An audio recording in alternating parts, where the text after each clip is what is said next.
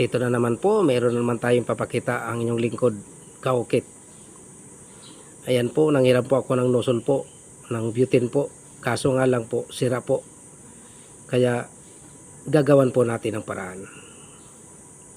Mag DIY po tayo. Yan, kapirasong kahoy.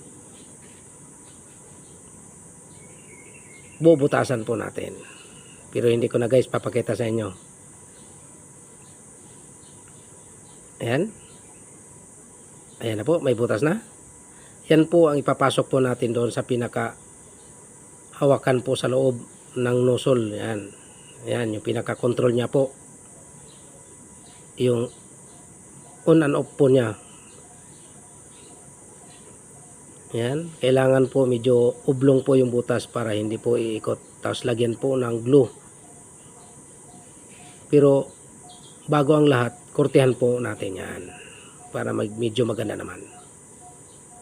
Yan, kurtihan natin. Pero andun pa rin yung pinakasikat po natin na super glue 888. Hindi po mawawala yan.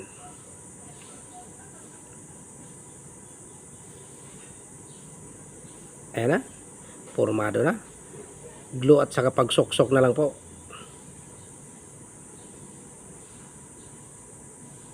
Ayun, ipapasok na natin.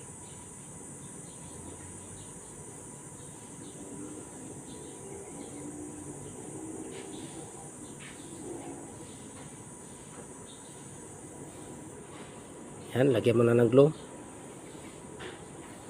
Kailangan guys, nakataas po yan para hindi po papasok doon sa loob. Ayun na, gumagana na.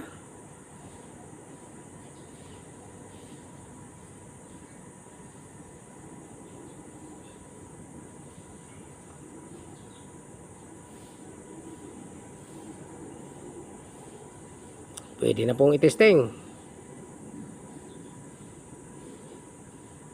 At ayan na po, itesting na po natin.